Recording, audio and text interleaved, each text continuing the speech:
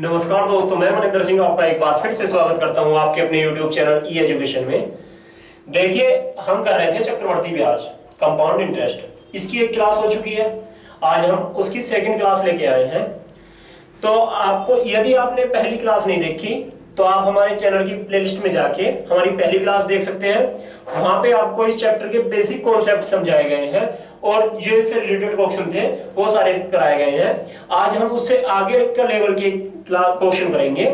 तो यदि किसी को बेसिक चीजें नहीं आती और उसके कॉन्सेप्ट समझ रहे हैं तो पहले हमारी पहली क्लास कर लीजिए, उसके बाद में आज आपकी नई क्लास होगी और आगे की चीजें आपको तभी बेहतर तरीके से समझ में आएंगी जब आपके के सारे कॉन्सेप्ट क्लियर होंगे।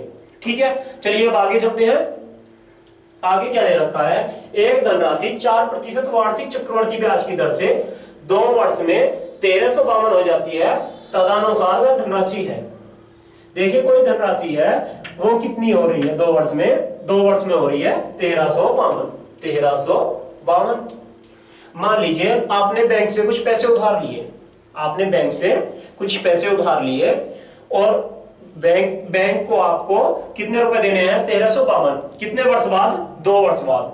आपको 2 वर्ष बाद बैंक को देने हैं 1352 रुपए।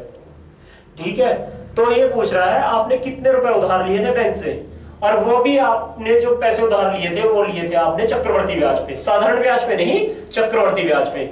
और ब्याज की दर क्या थी, ब्याज की दर थी 4% वार्षिक। तो देखिए आप कैसे कर सकते हैं, हमने आपको बताया था आप किस तरह से सोल्व कीजिएगा इस तरह के क्वेश्चन को। कैसे, हमने आपको क्या बताया था, डायरेक्ट मिश्र धन निकालने का फॉर्मूला। वो क्या था, मान लीजिए आपने x रुपए उधार लिए थे और वो 4% वार्षिक चक्रवर्ती ब्याज से लिए थे। 4% वार्षिक चक्रवर्ती ब्याज मतलब जो आपने 100 रुपए लिए थे, 1 साल बाद आपको कितने देने होंगे, 100 के कितने देने होंगे, 104। 100 के कितने देने होंगे, 104। जो आपने 100 रुपए लिए थे वो आपको 104 देने होंगे। इस तरह से ये 2 साल बाद 2 बार आपने रिपीट कर दिया, तो इसका मतलब हो गया ये 2 साल बाद आपको x के इतने रुपए देने होंगे। यदि आपने 100 रुपए लिए थे तो आपको 100 गुणा 104/100 गुणा 104/100 जो मल्टीप्लाई करके आ जाएगा उतने रुपए देने होंगे। लेकिन हमें नहीं पता हमने कितने रुपए उधार लिए थे, हमें तो यह पता है कि हमें कितने रुपए देने हैं। तो आपको कितने रुपए देने हैं, आपको देना है मिश्र धन। मतलब मिश्र धन क्या होता है, मूलधन प्लस ब्याज, मूलधन प्लस ब्याज। तो मूलधन आपने मान लिया x और उस पे ब्याज, उस पे मिश्र धन कितना हो गया, 104/100 गुणा 104/100। ये 2 बार रिपीट क्यों हुआ, क्योंकि आपने 2 वर्ष के लिए चक्रवर्ती ब्याज पे लिए हैं, 2 वर्ष के लिए लिए हैं। यदि 3 वर्ष के लिए लेते तो ये 3 बार रिपीट हो जाता। ठीक है, तो चलिए आगे चलते हैं। ये कितना दे रखा है, ये दे रखा है 1352। कितना दे रखा है, ये दे रखा है 1352। तो आप डिवाइड कर लीजिए। देखिए 4 से काटेंगे, ये कितने बार जाएगा, 26 बार, और ये कितने बार, 25 बार। ये 26 बार कटेगा 4 से और ये 25 बार। ठीक है, अब जब 26 से काटेंगे आप 1352 को, देखिए 26 गुणा 26 कर लीजिए। 26 गुणा 26 कितना होता है, 26 गुणा 26, 6 6 36, 6 दूनी 12 और 12 24 और 3 27 का 7, कैरी 3, कैरी 2, 2 दिन 4 और 2 6, 676 ऊपर आ गया x इंटू 676 अपॉन 625। क्योंकि आप 25 का स्क्वायर क्या होता है, 625। 25 गुणा 25 कितना होता है, 625 बराबर कितना है, 1352। अब बताइए 676 से आप 1352 को काटेंगे, कितने बार जाएगा, ये 2 बार कट जाएगा। कितने बार कटेगा, 2 बार। 676 से कितने बार कट जाएगा, ये कट जाएगा 2 बार। अब ये 625 जो था ये इधर जाके मल्टीप्लाई हो जाएगा, तो x की वैल्यू कितनी आ गई, 1250। x की वैल्यू आ गई 1250। ठीक है, तो ये आ गई आपकी x की वैल्यू। x क्या था? x था आपका मूलधन, जितने रुपए आपने उधार लिए थे वही इस क्वेश्चन में पूछ रहा है। तो वह धनराशि कितनी है? वह धनराशि कितनी है जो आपने उधार ली थी? कितने लिए थे? 1250, ऑप्शन नंबर ए। ये आपका सबसे बेस्ट तरीका है इस तरह के क्वेश्चन सोल्व करने का।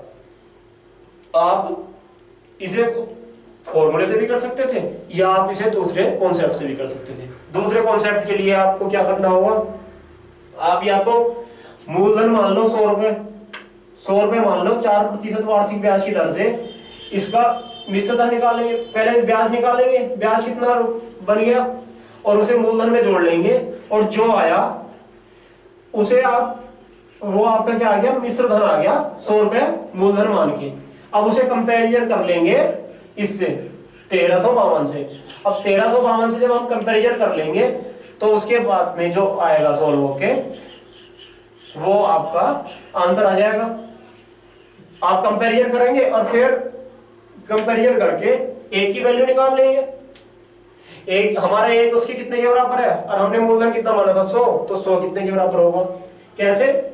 आपने मान लीजिए मूलधन माना 100 रुपए, उस पे 2 वर्ष के लिए 4% वार्षिक ब्याज की दर से आपने वो 100 रुपए लिए थे बैंक से, ठीक है। तो ये कितने हो जाएंगे? एक वर्ष का ब्याज हो जाएगा 4, अगले वर्ष का भी 4 रुपए तो होगा ही होगा, लेकिन 4 पर भी 4%, 4 का 4% हो जाएगा 0.16। तो ये टोटल कितना हो गया ब्याज? ब्याज हो गया 8.16, 8.16 तो ब्याज हो गया। तो मिश्र धन कितना हो गया? ये हो गया 108.16, इतना हो गया आपका मिश्र धन। इतने रुपए आपको देने होंगे। ये कह रहा है 1352 देने हैं। ये क्या कह रहा है कि आपको देने हैं 1352।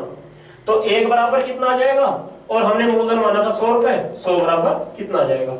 लेकिन यहाँ पे आप देखिए, यहाँ पे एक चीज में दिक्कत है कि यहाँ पर ये थोड़ा सा कैलकुलेशन में आपको कैलकुलेशन लंबी पड़ेगी। 108.16 से जब आप डिवाइड करेंगे 1352 को, तो आपको कैलकुलेशन में थोड़ी दिक्कत हो सकती है। तो इस वजह से आप क्या करेंगे, आप डायरेक्ट करेंगे, आप इस कुछ ऐसी संख्या लेंगे जो आसानी से कट सके, जिसका 4% आसानी से निकल सके, ठीक है। क्योंकि यहाँ पे पॉइंटों में आ रहा है तो जिस वजह से थोड़ा सा कंफ्यूजन हो रहा है, मतलब कंफ्यूजन नहीं कह सकते, आप कह सकते हैं कि आपको कैलकुलेशन में थोड़ी दिक्कत होगी। तो कुछ ऐसा मानेंगे जिसका 4% आसानी से आ जाए। तो ऐसी क्या संख्या मानेंगे, हमें क्या पता। तो उसके लिए आपको क्या करना होगा, आप यहां पे दे रखा है 4%, तो 4% मतलब 4 से डिवाइड करके देखिए 4% 100 का कौन सा हिस्सा है। तो 100 को डिवाइड करके देखिए 4 से, कौन सा हिस्सा है? 25वां, मतलब 1/25 है। ये कौन सा हिस्सा है? 25वां। ये कितना है? 4% कितना है? ये है 1/25। मतलब 25 में से यदि हमारी कोई संख्या 25 है तो उसमें से एक जो है, एक क्या है 25 का 4% है। लेकिन ये तो होगी 4% की बात, ये 2 वर्ष तक रिपीट हो रहा है, तो इसलिए 25 गुणा 25 हो जाएगा।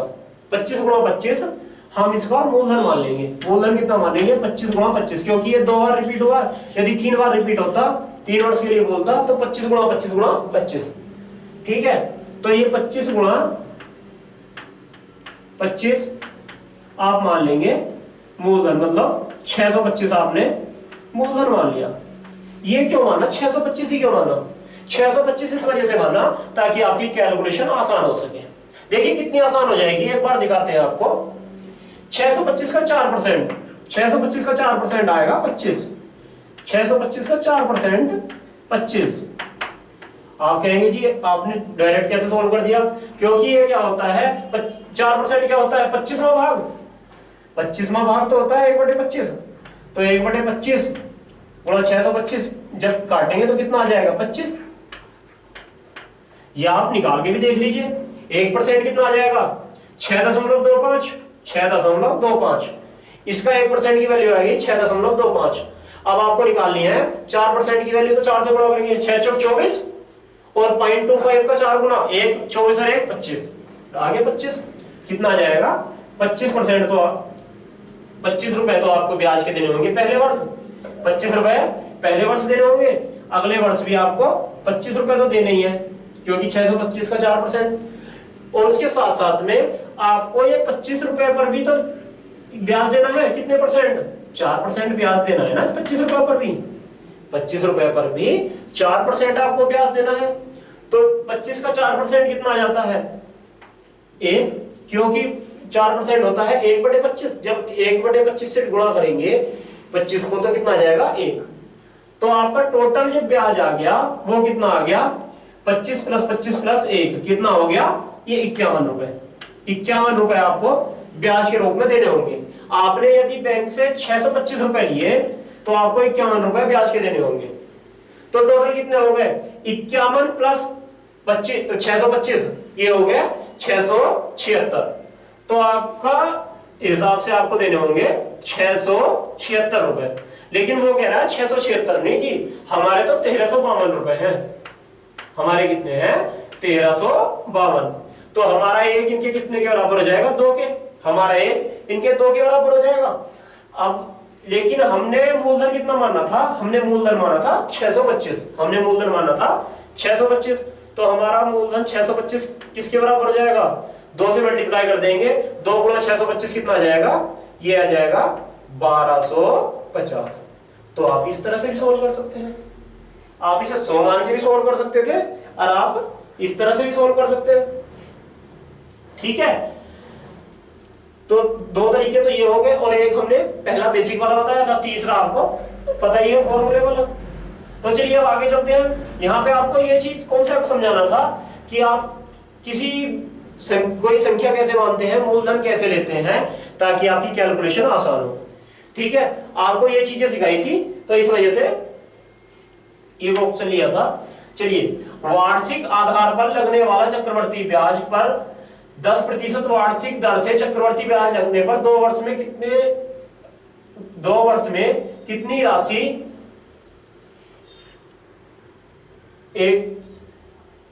12,100 रुपए हो जाएगी। 12,100 रुपए हो जाएगी। मतलब कोई धनराशि है, एक्स धनराशि थी, उस पे ब्याज कितना लग रहा है? 10% वार्षिक। मतलब जो 100 था वो 110 हो रहा है, जो 100 था वो कितना हो रहा है? 110। ठीक है, मूलधन इतना था, इस पे 2 वर्ष के लिए जब ब्याज लगेगा 10% वार्षिक ब्याज की दर से, तो 2 वर्ष बाद एक मूलधन कितना हो जाएगा? इतना हो जाएगा। ये टोटल क्या आ जाएगा? ये मूलधन ही तो है 2 वर्ष बाद। 2 वर्ष बाद मूलधन ही तो है, लेकिन ये कितने के बराबर दे रखा है? ये दे रखा है 12,100 के। तो देखिए 0 से 0 कैंसिल, 0 से 0 कैंसिल।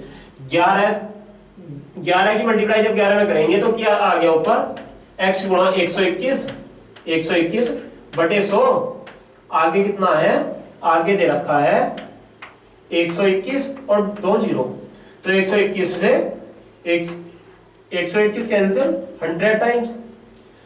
अब ये 2 0 बच गए थे पीछे, तो 100 हो गया। 121 से 121 कैंसिल, और फिर ये 2 0 बच गया था तो 100 हो गया। अब 100 इधर जाके मल्टीप्लाई हो जाएगा तो कितना आ जाएगा? वैल्यू आ गई 10,000। तो x मतलब मूलधन कितना आ जाएगा? 10,000। मूलधन आ जाएगा 10,000। तो यहां से आपका आंसर कितना आ गया? 10,000।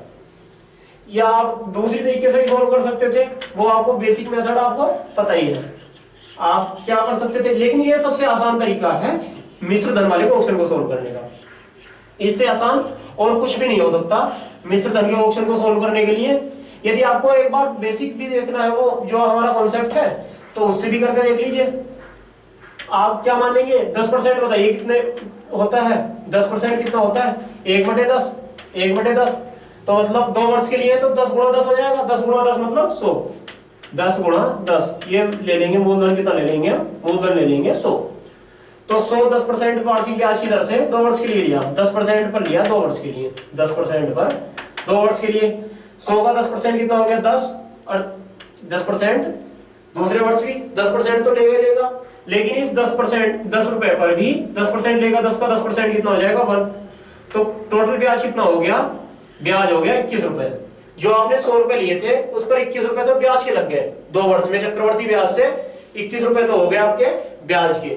तो अब कितने हो गए, अब हो गए 121, क्योंकि 100 तो पहले ही थे, अब 100 रुपए तो पहले ही थे और 21 रुपए और भी आज के जुड़ गए, तो अब हो गए, ये हो गए 121। 121, अब 121 नहीं जी, वो तो बोल रहा है कि 121 नहीं, ये है हमारे 12,100 रुपए, तो एक बराबर कितना हो जाएगा 100, और हमने मूलधन कितना माना था, मूलधन माना था 100, मूलधन कितना माना था 100, तो 100 बराबर कितना आ जाएगा, 10,000, तो मूलधन आ जाएगा आपका 10,000। तो ऑप्शन नंबर ए आप इस तरह से भी सोल्व कर सकते हैं। ठीक है, तो आप, ठीक है, तो अब आपका ये दो मेथड है इस क्वेश्चन को सोल्व करने की। अर्धवार्षिक रूप से लगाए जाने वाले 10% चक्रवृद्धि ब्याज की दर पर 1,000 की राशि 1 वर्ष के लिए जमा की जाती है। 1 वर्ष के अंत में ब्याज क्या होगा? देखिए, इस तरह का ऑप्शन हमने आपको कल भी कराया था, इस तरह का ऑप्शन हमने आपको कल भी कराया था। तो कल क्या बताया था हमने, यहाँ पे क्या है, ये है अर्धवार्षिक, मतलब वर्ष में 2 बार। अर्धवार्षिक क्या होता है, वर्ष का आधा, तो आप वर्ष का आधा मतलब आपको परसेंटेज का आधा कर देना है, परसेंटेज का आधा कर देना है। इसका मतलब क्या है कि वर्ष को आपने 2 हिस्सों में तोड़ लिया, 6 महीने तक तो उसने आपसे ब्याज लिया, और 6 महीने बाद, फिर 6 महीने बाद जो ब्याज लगेगा वो स्टार्टिंग वाली मूलधन पर नहीं लगेगा, मूलधन के साथ साथ में 6 महीने का जितना ब्याज हो गया था उस पर भी ब्याज लगेगा। मान लीजिए आपने 100 रुपए लिए थे ब्याज पर, 100 रुपए ब्याज पर लिए थे। अब स्टार्टिंग के 6 महीने के अंदर मान लीजिए आपको 10 रुपए ब्याज के हो गए, 10 रुपए हो गए ब्याज के, किसी रेट से भी 10 रुपए ब्याज के हो गए। अब 6 महीने बाद आपको जो ब्याज देना है वो 110 पर देना है। 6 महीने के बाद में जो ब्याज लगना स्टार्ट होगा वो 110 पर होगा, ना कि 100 पर। और जब वार्षिक होता है तो 1 साल के बाद में 110 पर होगा। ठीक है, तो इस तरह से आपको ये क्वेश्चन सोल्व करना है। लेकिन यहाँ पे एक चीज है, यहाँ पर आपको अर्धवार्षिक दे रखा है, तो इसका मतलब है कि ये प्रतिशत जो है आपका परसेंटेज, ये भी आधा हो जाएगा, क्योंकि जब आप साल को 2 हिस्सों में बांट रहे हैं तो इस प्रतिशत को भी 2 हिस्सों में बांटेंगे। यदि तिमाही होता, मतलब 3 महीने का होता, तो साल को आप कितने तिमाही में, कितनी तिमाही में बांट रहे हैं? 4 में, क्योंकि 3 महीने का होती है तिमाही, साल में होते हैं 12 महीने, तो आप 4 हिस्सों में बांट रहे हैं, तो इसे भी आप 4 से डिवाइड कर देते हैं। ठीक है, तो आप यहाँ पे बात चल रही है अर्धवार्षिक की, तो परसेंटेज कितना देगा, रेट क्या होगा आपका 5%। और साल अब एक नहीं होगा, एक साल तो एक ही है, लेकिन इसे 2 हिस्सों में तोड़ लिया, तो आपको 5-5% के 2 टर्म में तोड़ना है। तो मूलधन क्या है 10,000। अब 1 साल की बात है, तो अर्धवार्षिक में ये दो जगह टूट जाएगा, 6 महीने एक साथ और 6 महीने एक साथ। तो ये परसेंटेज कितना लगेगा 5 क्यों लगा, क्योंकि अर्धवार्षिक है, अर्धवार्षिक मतलब साल का आधा, तो इसका भी परसेंटेज का भी रेट का भी आधा हो जाएगा। तो 10,000 पर 5%, देखिए 1% कितना होता है 100, 1% 100, 2 अंक के बाद में पॉइंट, और 5% 500, 500 तो हो गया पहले वर्ष का ब्याज, पहले वर्ष का ब्याज हो गया आपका 500। ठीक है, अब अगले साल आपको 500 रुपए तो देने ही है ब्याज के, उसके साथ साथ में और क्या करना है, इन 500 पर भी 5% ब्याज देना है आपको, 5% ब्याज देना है। तो 500 का 5% कितना हो जाएगा 25, क्योंकि 1% हो गया 5 और 5% हो गया 25, तो टोटल कितना हो गया आपका, टोटल हो गया 1,025 रुपए ब्याज के। अब 1,025 हो गया आपका ब्याज, तो ब्याज कितना हो गया 1,025। कौन सा ऑप्शन है, option number B, option number B. चलिए आगे देखते हैं। 8% प्रति वर्ष की ब्याज की दर से निवेश की गई एक धनराशि 1 वर्ष की समाप्ति पर अर्धवार्षिक चक्रवर्ती, अर्धवार्षिक, देखिए इन पे ज्यादा फोकस कीजिए, अर्धवार्षिक, तिमाही और 4 महीनों की, ठीक है, तो ये इन चीजों पे आपको मेनली फोकस रखना है। तो अर्धवार्षिक चक्रवर्ती ब्याज की दर से 6760 बैठती है, राशि ज्ञात कीजिए। देखिए कितने परसेंट है? 8%। अर्धवार्षिक है मतलब 8/2 अर्धवार्षिक है, तो इसकी वजह से ये कितना परसेंट हो जाएगा? ये रह जाएगा 4%, 4%। ठीक है, अब 4% के हिसाब से अब एक वर्ष की बात है, तो अर्धवार्षिक में एक वर्ष को अर्धवार्षिक में कितने हिस्सों में तोड़ लेंगे? 6 महीने के 2 हिस्से हो जाएंगे, 2 किस्तों में देना है आपको। कितने बैठते हैं? ये बैठते हैं 6760। तो ये क्या बात आ गई? ये तो बात वही आ गई। ये क्या है? 6760। ये आ गया आपका, बताइए क्या है 6760? ये है मिश्र धन। अब मिश्र धन के ऑप्शन हमने किस तरह से सॉल्व किए थे बताइए? हमने माना था x गुणा कितनी बात थी? जो 100 था वो 104 हो गया था। ये 2 बार हुआ है तो 100 जो था वो 104 हो गया। आगे 6760। ठीक है, अब देखिए ये 25 बार कटेगा और ये 26 बार। 4 से 25 और 26 बार। देखिए 26 से आप काटेंगे, 26 से काटिए 6760 को, तो 26 दूनी 52, 5 1 6।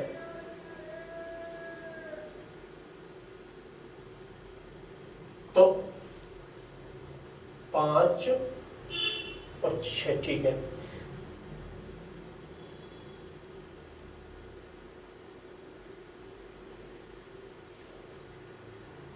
तो देखिए 26 दूनी 52, 5 51। ठीक है, 153।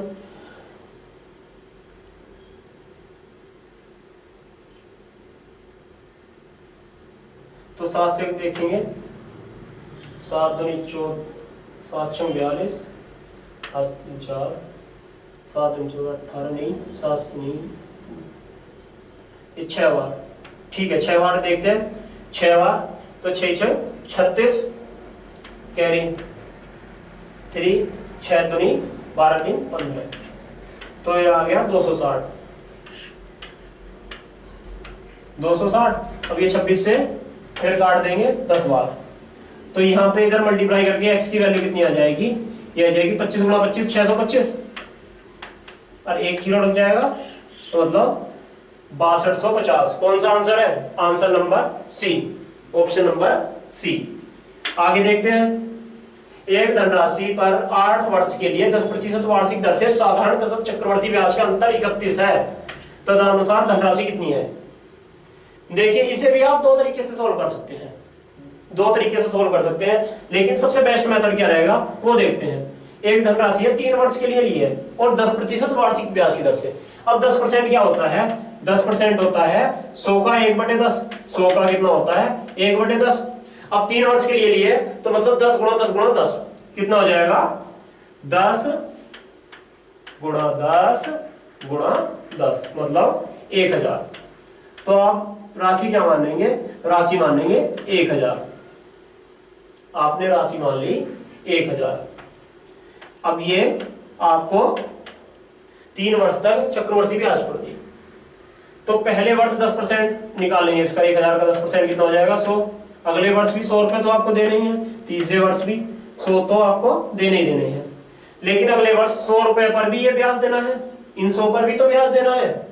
इन 100 पर कितना ब्याज बन जाएगा? 100 का 10% कितना हो जाएगा? 10 रुपए। लेकिन उससे अगले वर्ष आपको ये 100 रुपए तो आपने जो ब्याज के दिए, ये 1000 का 10% दिया था, 1000 का 10% दिया था, ले आपको कितना देना है ब्याज? आपको इस पर भी तो ब्याज देना है, इस वैल्यू पर भी तो ब्याज देना है। तो 210 का 10% कितना आ जाएगा? 21। कितना आ गया? 21 रुपए। तो आपने टोटल कितना ब्याज दिया बताइए? आपने कितना ब्याज दिया? देखिए 100 रुपए तो यहाँ पे और 100 यहाँ पे, 10 ये थे, कितना हो गया? 331। आपने जो ब्याज दिया वो दिया 331 रुपए। ये हो गया 331 हो गया चक्रवर्ती ब्याज, 331 हो गया चक्रवर्ती ब्याज। और आपको साधारण ब्याज कितना हो गया, 1000 पर 10% वार्षिक ब्याज की दर से 3 वर्ष का साधारण ब्याज कितना हो गया, 3 वर्ष मतलब 10% यदि प्रति वर्ष लग रहा है तो हमने साधारण ब्याज में क्या बताया था, यदि 10% प्रति वर्ष की वजह लग रहा है और 3 वर्ष तक आपको 10% देना है तो आपको कितना ब्याज देना है टोटल 30%। तो 1000 का डायरेक्ट 30% निकालेंगे, 1000 का 30% कितना हो जाएगा 30%, 300। 1000 का 30% कितना जाएगा 300। तो आपका साधारण ब्याज हो गया 300 और चक्रवर्ती ब्याज कितना हो गया 331। 331 तो हो गया चक्रवर्ती ब्याज और साधारण ब्याज हो गया 300। अंतर कितना है 31 का, वही अंतर दे रखा है, 31 का अंतर है कि साधारण ब्याज और चक्रवर्ती ब्याज। तो इसका मतलब हमने जो 1000 माना था वो बिल्कुल एकदम सही माना था। तो हमारी जो वैल्यू है वो आपका क्या था, धनराशि क्या थी, या आप कह सकते हैं मूलधन क्या था, वो था 1000। 1000 क्या था, प्रिंसिपल या मूलधन या धनराशि, आप कुछ भी बोल सकते हैं। तो ये तो हो गया 1000। आप इसे दूसरी तरीके से भी देख सकते थे। आपने 1000 यहां तक तो सोल्व कर ही लिया। अब देखिए आपको एक चीज यहीं पे बताते हैं, अंतर क्या होता है साधारण ब्याज और चक्रवर्ती ब्याज में, यही अंतर होता है मात्र। क्योंकि देखो 100 रुपए तो आपको देने ही थे 10% के हिसाब से, ये 100 और 100 ये क्या है, ये साधारण ब्याज है प्रति वर्ष का। प्रति वर्ष आपको 100 रुपए ब्याज के देने हैं साधारण ब्याज के रूप में। लेकिन यदि आप दूसरे साल कितने देंगे 110 देंगे और तीसरे साल कितने देंगे 121 रुपए देंगे। 110 क्यों दिए, क्योंकि 10 पे भी तो 10% ब्याज लगा, इस वजह से 110 दिए। और 121 क्यों दिए, 21 रुपए एक्स्ट्रा इस वजह से दिए क्योंकि ये जो पहला आपका ब्याज हो गया था 210 रुपए, उस पर भी तो 10% ब्याज लगा था। पहले 2 साल का भी तो ब्याज हो गया था आपका 210 रुपए, तो 210 का भी तो 10% ब्याज लगाएंगे आप। 210 का 10% कितना लगेगा, वो हो जाएगा 21 रुपए। तो आपको 21 रुपए देने होंगे एक्स्ट्रा तीसरे वर्ष।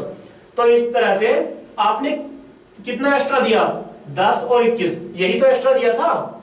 तो यहां से आपने देख लिया कि ये कितना क्या अंतर है, अंतर हमेशा यही आता है।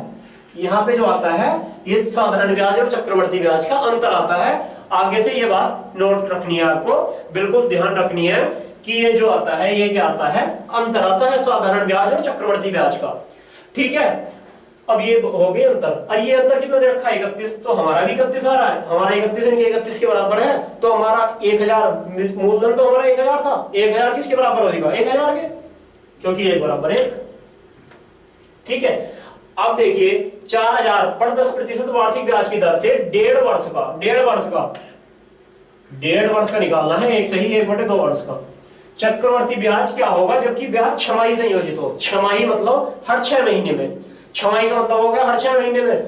तो रेट कितना हो जाएगा, ये आधा हो जाएगा, मतलब 5% हो जाएगा, 5% हो जाएगा।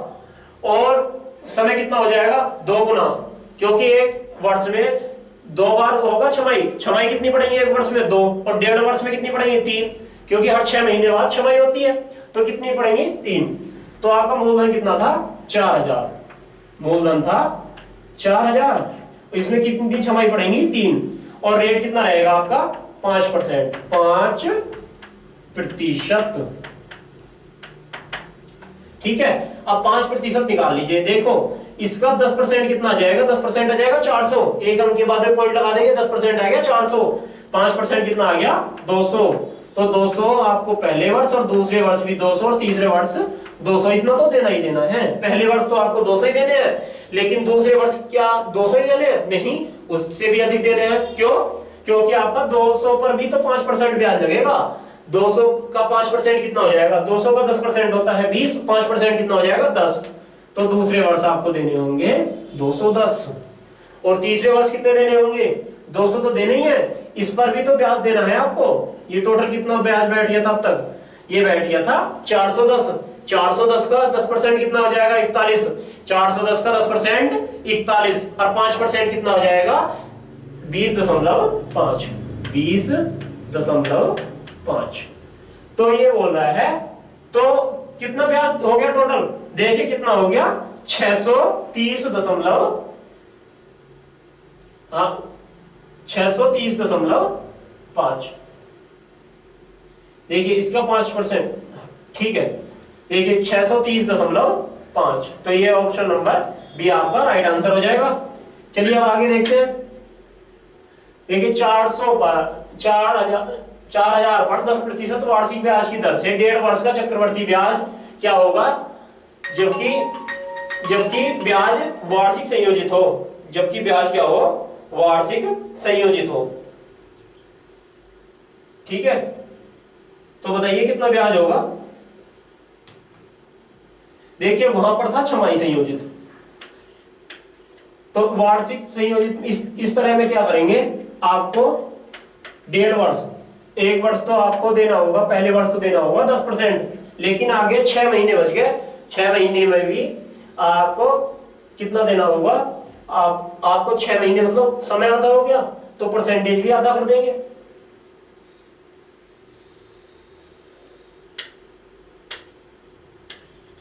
ठीक है, परसेंटेज भी आधा कर देंगे। ये कितना हो जाएगा, देखिए इसका 10% 400, और ये 5%, अब आगे कितना देना है, 5% 200, और ये कितना देना है, इसका 5% 20, तो ये हो जाएगा 620। ऑप्शन नंबर सी आपका राइट आंसर हो जाएगा, 620। अब आगे देखते हैं कुछ और क्वेश्चंस। देखिए ये कुछ क्वेश्चन आपके दे रखे हैं आपके, किसी शहर की जनसंख्या 4% की दर से घट रही है, यदि वर्तमान जनसंख्या 57,600 हो तो 2 वर्ष पहले शहर की जनसंख्या क्या थी। देखिए ये जो जनसंख्या वाले क्वेश्चन है, ये आपके चक्रवर्ती ब्याज से नहीं है, लेकिन इसमें कॉन्सेप्ट वही लग रहा है, इस वजह से ये क्वेश्चन हमने यहाँ पे सॉल्व करा दिए, क्योंकि ये कॉन्सेप्ट अभी आपने पढ़ा है, तो यहाँ पे ही हमने ये क्वेश्चन भी यहीं पे लगवा दिए। इस तरह का क्वेश्चन भी आपको आ जाता है। ये आपका चक्रवर्ती ब्याज के नहीं है, लेकिन ये इसमें चक्रवर्ती ब्याज का ही कॉन्सेप्ट लग रहा है, इस वजह से ये क्वेश्चन लगवा दिए। देखिए यदि किसी शहर की जनसंख्या 4% की दर से घट रही है, यदि वर्तमान जनसंख्या कितनी है, 5760 है, 57,600 है, तो 2 वर्ष पहले शहर की जनसंख्या क्या थी। देखिए ये तो है अब, तो 2 वर्ष पहले कुछ ज्यादा रही होगी, 2 वर्ष पहले तो कुछ ज्यादा ही रही होगी ना, क्योंकि ये तो घट के हो गए 2 वर्ष बाद। तो पहले मान लेते हैं हम x थी, हर वर्ष कितनी बढ़ रही है, जो 4% घट रही है, मतलब जो 100 थी वो 96 रह रही है हर वर्ष, 2 वर्ष तक घटी, जो 100 थी वो 96 रह जाती है घट के। ऐसे घट घट के कितनी हो गई, कितनी हो गई बताइए, 57,600, 57,600। अब इसे डिवाइड करिए, कितना 24 से कटेगा, ये कितने से कटेगा, ये भी 24 से कटेगा, और ये 25 से, और ये 25 बार कटेगा, किससे किससे कटेंगे बताइए, 4 से, 4 से कट जाएंगे, ये 24 बार और ये 25 बार। ठीक है, आप देखिए 24 गुणा 24 कितना होता है, 576, 24 गुणा 24 होता है 576, तो ये हो गया ऊपर 100, तो x की वैल्यू कितनी आ जाएगी, 25 गुणा 25 625। अब ये 625 जब उधर जाएगा तो ऊपर मल्टीप्लाई में हो जाएगा, 625 गुणा 100, बताइए कितना आ गया,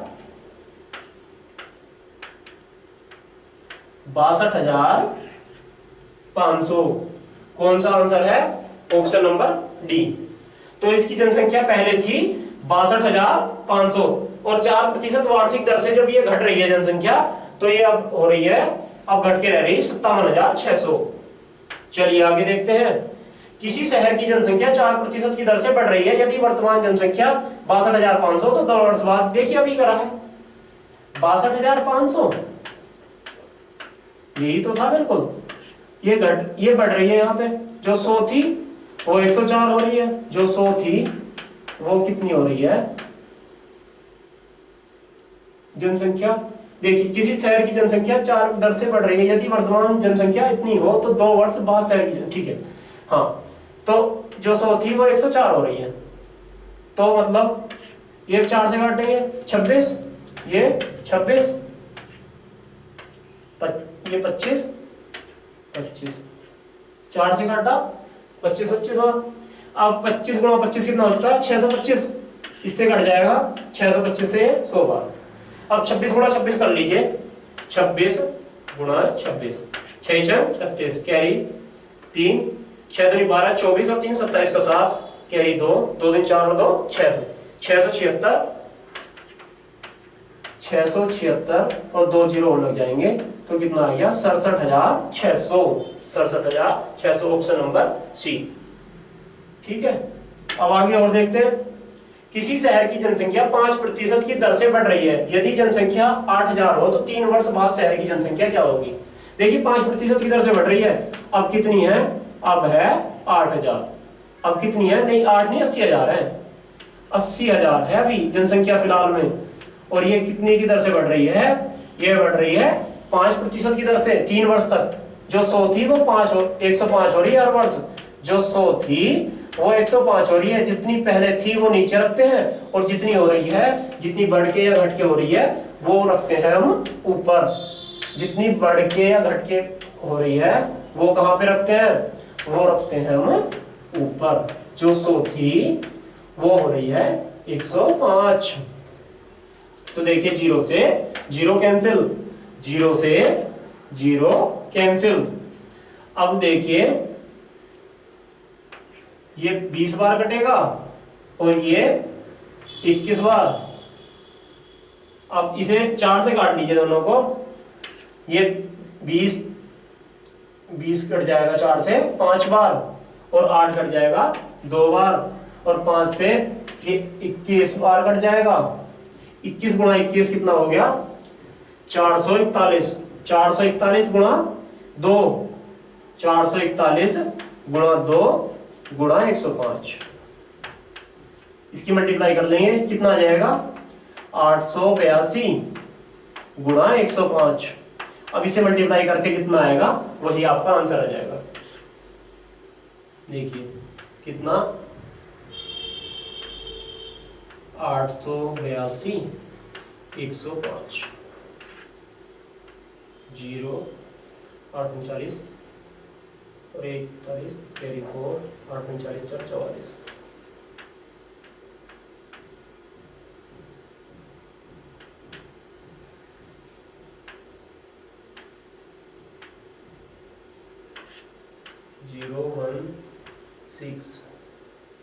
तो कौन सा ऑप्शन हो गया, ऑप्शन नंबर बी आपका आंसर आ गया। ठीक है, तो कौन सा आंसर आ गया, ये ऑप्शन नंबर बी 92,610 आपका आंसर आ गया 92,610। तो चलिए आपका ये चैप्टर भी कंप्लीट हो गया। देखिए अभी हम चीजों को एकदम बेसिक लेवल से लेके चल रहे हैं और कोशिश कर रहे हैं कि आपका 1 महीने के अंदर आपका जीडी का सिलेबस कंप्लीट हो जाए। जीडी का कम से कम मैथ का सिलेबस तो कंप्लीट हो ही जाए, उसके बाद में हम इसके प्रैक्टिस सेट लगाने स्टार्ट करेंगे। 1 महीना हम कंटिन्यू आपके एग्जाम से पहले 1 महीने तक प्रैक्टिस सेट लगाएंगे ताकि आपकी तैयारी और भी बेहतर हो सके। चलिए ओके, मिलते हैं आपसे अगली क्लास में। ठीक है, bye, have a nice day, thank you.